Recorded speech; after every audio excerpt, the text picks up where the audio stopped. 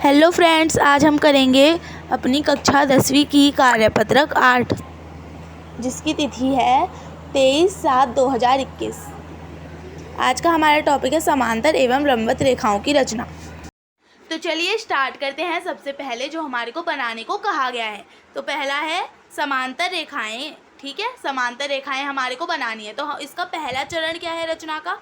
तो सबसे पहले हमारे को इसके लिए क्या चाहिए होता है? पैमाना मतलब स्केल, और एक प्रकार चाहिए होता है, ये होता है हमारा प्रकार, और हमारे को दूसरी चाहिए एक पेंसिल। तो हम वीडियो बना रहे हैं तो उसमें जो साफ आए इसलिए हम आपको पेन से बना के दिखा रहे हैं। आपको इसकी जगह पर पेंसिल लगानी है। ठीक है,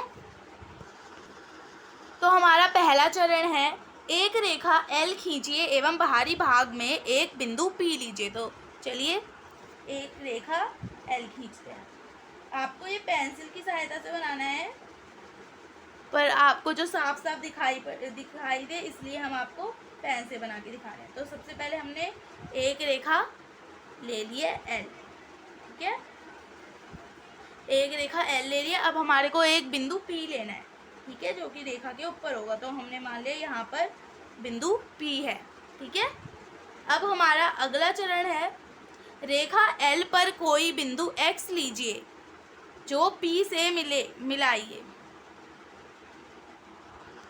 तो हमारा दूसरा स्टेप, अब हमारे को कहा गया है रेखा L पर कोई बिंदु X लीजिए, P से मिलाइए एवं रेखा N खींचिए। तो हमारे को क्या लेना है? रेखा L पर कोई बिंदु X ले लेते हैं। तो हमने माना यहाँ पर X है कोई बिंदु। ठीक है, अब P से मिलाना है इसको। तो हम इसको P से स्केल की सहायता से मिला देते हैं। इस प्रकार थोड़ी लंबी रेखा खींचेंगे। इस प्रकार हमारी रेखा खींच गई। अब हमारे को कहा है इस रेखा को हमारे को क्या नाम देना है? N। तो अब हम तीसरे स्टेप की तरफ चलते हैं। उसमें हमारे को कहा है केंद्र X से कोई भी त्रिज्या लेकर एक चाप खींचिए जो L को C पर एवं N को D पर प्रतिच्छेद करे। तो अब हम X को केंद्र ले लेते हैं और एक चाप ले लेते हैं किसी भी त्रिज्या की। हमने किसी भी त्रिज्या की, इसको चाप कहते हैं, यहाँ से यहाँ तक की को त्रिज्या कहते हैं। ठीक है, तो अब हम इसको लेके X को केंद्र मानकर इस प्रकार एक चाप ले लेंगे। ठीक है, तो अगला स्टेप क्या कहा है हमारे को? त्रिज्या लेकर एक चाप खींचे जो L को C पर काटे। तो L को C पर हम इसको क्या मान लेंगे? C, और N को D पर प्रतिच्छेद करे। तो ये N वाली रेखा है और यहाँ पर D पर ये चाप प्रतिच्छेद करे, तो इसको हम मान लेंगे D। ठीक है, और अगला स्टेप हमारा है, केंद्र P से चरण 3 के समान त्रिज्या लेकर एक चाप खींचिए जो रेखा N को E पर प्रतिच्छेद करे। तो हमारे को कहा गया है अब केंद्र मानना है P को। अब P से हमारे को जिस प्रकार हमने ये चाप ली है, उसी प्रकार हमारे को P को केंद्र मानकर एक चाप ले लेनी है। ये हमने चाप ले ली। ठीक है, अब यहाँ जो चाप है जहाँ पर वो N को काट रही है उस बिंदु को हमको क्या मानना है? E। ये हमारा है बिंदु E, ये वाला। अगला स्टेप हमारे को कहा है केंद्र E से इस चाप को F पर प्रतिच्छेद करने वाली एक चाप इस प्रकार खींचे कि EF बराबर हो CD हो। तो हम क्या करेंगे? अब E लेंगे हम। ठीक है, तो अब हम E पर रखेंगे, इसे हम क्या इधर हम रखेंगे, और समान त्रिज्या, अभी हमारे को हिलाना नहीं है, इसको भी नहीं हिलाया हमने, और इतनी ही त्रिज्या लेकर, इतना ही हमको लेकर इसको बना लिया। अभी भी हमारे को हिलाना नहीं है। अब हम यहाँ से लेकर इस चाप को काट देंगे और इसको नाम देंगे, जहाँ पर हमने ये काटा है उसको हम क्या नाम देंगे? उस बिंदु को F। ठीक है, और हम क्या देखेंगे कि जो हमारा EF है, ये जो है इतना, ये बराबर होना चाहिए CD इसके। तो देखिए ये बराबर है। देखिए EF, ये रहा हमारा EF और ये रहा हमारा DC। तो ये हमारा एकदम बराबर है। अगला स्टेप हमारे को कहा गया है रेखा L के समांतर रेखा M खींचने के लिए PF को मिलाइए। अब PF को हमारे को मिलाना है। देखिए यदि आपने ना गलत तरीका कुछ स्टेप मिस कर दिए होंगे या कुछ माप ढंग से नहीं ली होगी तो आपका क्या होगा, ये पी और एफ बराबर बिंदु पे बराबर नहीं आएंगे, मतलब एकदम सीधी लाइन पे नहीं आएंगे। देखिए हमारा सीधा आ रहा है, तो अब हम इसको खींच देंगे, तो ये जो रेखा हमारी बनेगी एम, ये हमारी एल के क्या होगी, समांतर। तो इस प्रकार हमारी समांतर रेखा बन जाएगी। जो समांतर रेखा उन रेखाओं को कहते हैं जो कि आपस में कभी मिलती हैं। इस प्रकार मतलब ये रेखा है, ये सीधी चलती रहेंगी पर कभी आपस में मिलेंगी नहीं। ठीक है, तो चलिए अब इसको हम मिला लेते हैं।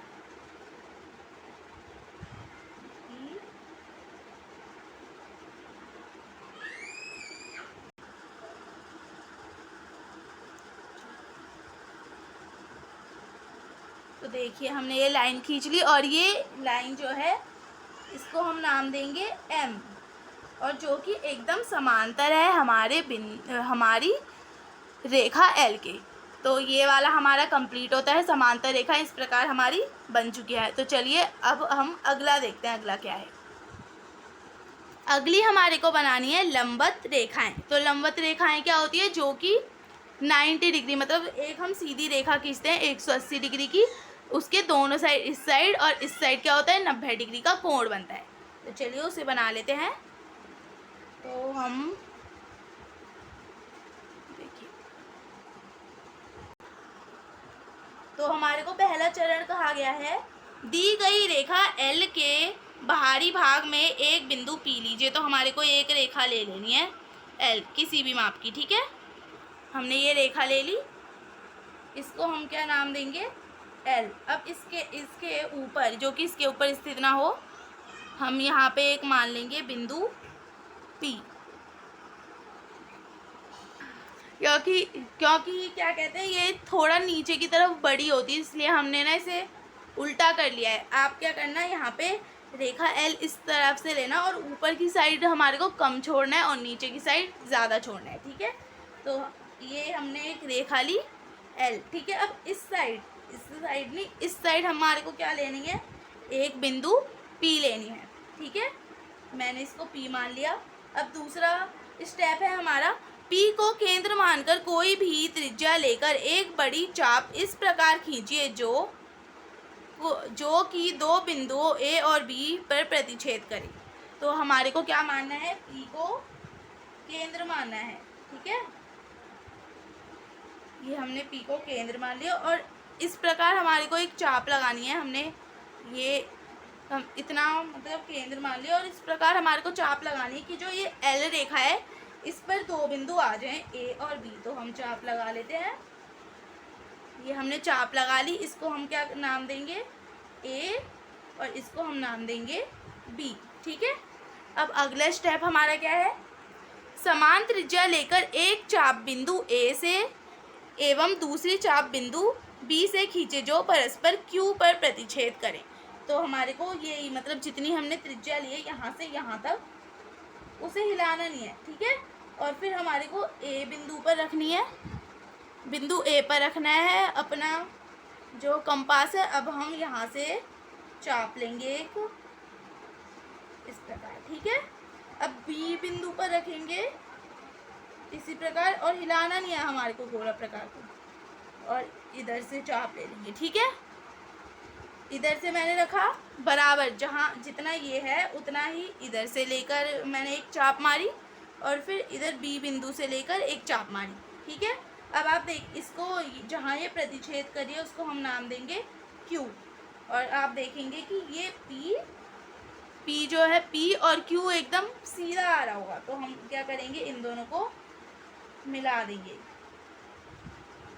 ठीक है, और जैसे ही हम मिलाएंगे वैसे ही हमारा जो लंब है वो रेडी हो जाएगा। तो चौथा स्टेप भी पढ़ लेते हैं, क्या है, पी क्यू को मिलाइए, रेखा पी क्यू एल पर लंबवत रेखा है। तो ये हमारी क्या बन गई, लंबवत रेखा। आप देख रहे हैं एकदम सीधी बनी है, यहाँ भी हमारा 90 डिग्री का कोण है और यहाँ भी 90 डिग्री का कोण है। इसे ही हम क्या कहते हैं, लंबवत रेखा। ठीक है, तो चलिए अब हम अगले पर चलते हैं। अगला हमारे को बनाना है लंब समद्विभाजक। अब लंब समद्विभाजक क्या होता है, देखिए इसमें क्या था, हमारे को बस 90 डिग्री की एक रेखा खींचनी थी जिसके दोनों तरफ 90 डिग्री हो। और इसमें क्या होता है, ये इसमें भी जो हम अब लंब समद्विभाजक बनाएंगे उसमें भी क्या होता है, हमारा दोनों तरफ 90 डिग्री होता है, पर जो हमारी ये इतनी जो हमने लिया है ए बी, मतलब ये हमने मान लिया, जैसे कि अगर हम यहाँ पर ओ मानेंगे, ठीक है, तो ये ए ओ और बी ओ हमारा क्या हो, एकदम बराबर होगा, ठीक है, मतलब दोनों साइड हमारी इक्वल होंगी, ए और बी ओ इक्वल होंगी, और हमारा 90 डिग्री का कोण बनता है उसमें। तो चलिए स्टार्ट करते हैं। तो पहला हमारा स्टेप है, एक रेखाखंड ए बी खींचिए। तो एक रेखाखंड ए बी खींच लेते हैं किसी भी माप का। ये हमने रेखाखंड खींच लिया, ठीक है, इसका नाम देंगे हम ए बी। अब ए को केंद्र मानकर दो चाप खींचिए। ए बी की लंबाई के आधे से अधिक लंबाई की त्रिज्या लेकर एक ऊपर की ओर और एक नीचे की ओर। मतलब हमारे को क्या करना है, ये ए बी हमने रेखा खींच ली, अब हमारे को देखना है आधे से अधिक कितना होगा। हमने ये खोला यहाँ पर, आप यहाँ पे ऐसे डॉट्स बना इस प्रकार, ठीक है। तो अब हम यहाँ पर बिंदु ए पर रखेंगे और ये आधा से ज़्यादा अपने गोला प्रकार को खोलेंगे, ठीक है। पहले माप लेंगे ऐसे इस प्रकार, तो ये आधे से ज़्यादा खुल गया है, देखिए आधे से ज़्यादा है। तो अब हम क्या करेंगे, ए को हम क्या मानेंगे, केंद्र मानेंगे, और ऊपर एक चाप लगाएंगे ऊपर की साइड, और एक चाप हम नीचे की साइड लगाएंगे, ठीक है।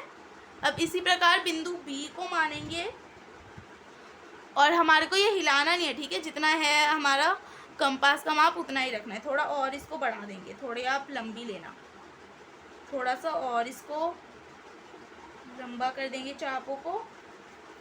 अब बी को केंद्र मानेंगे और इसी लंबाई से हम बी से एक चाप लगाएंगे और ऊपर की ओर और नीचे की ओर चाप लगाएंगे, ठीक है। अब हम क्या करेंगे, इसको नाम देंगे डी। अगला स्टेप पढ़ लेते हैं पहले।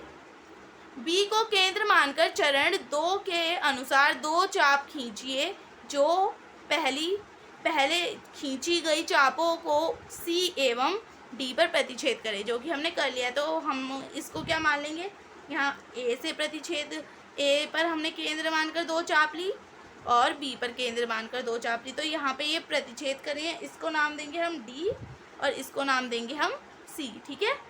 अब हम क्या करेंगे, प्रतिच्छेदी बिंदुओं को मिलाइए। अब ये प्रतिच्छेद करिए डी और सी, तो इनको हम क्या करेंगे, मिला देंगे, ठीक है, और सी डी रेखाखंड ए बी का लंबसम द्विभाजक बन जाएगा। तो इन्हें मिला देते हैं। तो देखिए एकदम सीधी लाइन बन गई है हमारी, हमने इसको मिला दिया। ये क्या हुआ, ए बी का जो हमारी सी डी है वो लंब समद्विभाजक बन गया, मतलब कि जो हमने माना ये ओ है, ठीक है, ओ है, तो हमारा क्या होगा, ये ए ओ और बी ओ हमारा क्या होगा, एकदम बराबर, ए ओ बराबर होगा बी ओ के, ठीक है। और क्या होगा, ये जो है हमारा इस साइड भी 90 डिग्री होगा और इस साइड भी 90 डिग्री होगा, ठीक है। इसको हम कैसे दिखाते हैं, सी डी लंब है ए बी पर, इस प्रकार, ठीक है। तो इसी के साथ हमारे सभी क्वेश्चंस ख़त्म होते हैं, और आपको इस एक्सरसाइज में कोई होमवर्क नहीं है, मतलब अलग से कोई अभ्यास के क्वेश्चन नहीं है, आपको इसी को रिपीट करना है। ये जो हमने रचनाएं बनाई हैं इसको 2 बार दोहराना है, ठीक है। इन सभी को, ये जो 3 हमने बनाई हैं, इन सबको आपको दोहराना है 2 बार। तो इसी के साथ हमारी वर्कशीट ख़त्म होती है। यदि आपको हमारी वीडियो अच्छी लगे, समझ आई हो, तो हमारी वीडियो को लाइक करें, शेयर करें और सब्सक्राइब करें। धन्यवाद।